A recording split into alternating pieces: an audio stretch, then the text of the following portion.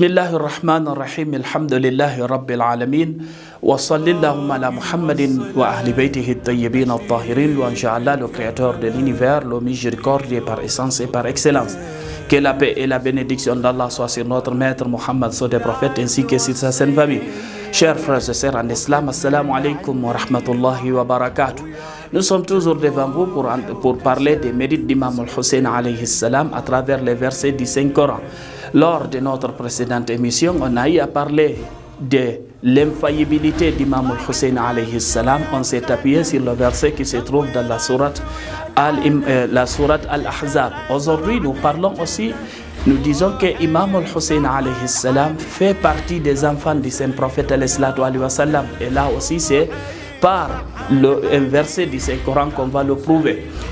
Que Hassan et Hussein sont les enfants du saint prophète alayhi sallam. Vous savez, lorsque les chrétiens de Najran sont venus au niveau du saint prophète alayhi sallam pour discuter avec lui concernant la divinité de Jésus-Christ, ce qui a été formellement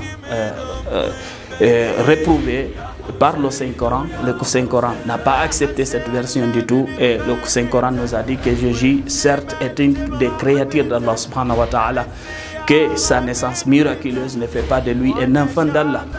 Cependant, les chrétiens de Najran n'ont pas accepté la version du Saint-Coran, la parole du Saint-Prophète jusqu'à ce qu'Allah subhanahu wa ta'ala a révélé un verset qu'on appelle Ayatul Mubahala, le verset de la malédiction.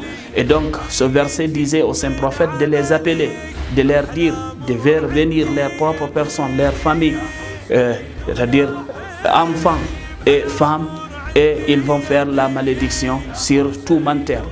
Et le verset nous dit فَمَنْ حَاجَّكَ فِيهِ مِنْ بَعْدِ مَا جَاءَكَ مِنَ الْعِلْمِ فَقُلْ تَعَالَوْا نَدْعُ أَبْنَاءَنَا وَأَبْنَاءَكُمْ وَنِسَاءَنَا وَنِسَاءَكُمْ وَأَنفُسَنَا وَأَنفُسَكُمْ ثُمَّ نَبْتَهِلْ فَنَجْعَلْ لَعْنَةَ اللَّهِ عَلَى الْكَاذِبِينَ.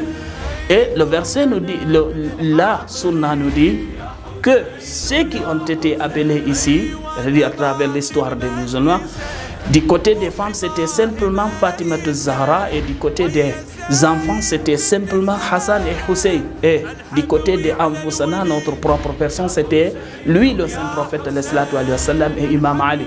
Ce qui veut dire que quand on dit Imam Hassan ou Imam al-Hussein, tous sont des enfants du saint prophète sallam, notre appui, notre preuve, c'est le Saint-Coran. C'est le Saint-Coran qui les a appelés les enfants du saint prophète sallam.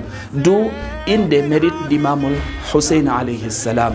Je reviens à vous lors de la prochaine épisode. Assalamu alaikum wa rahmatullah.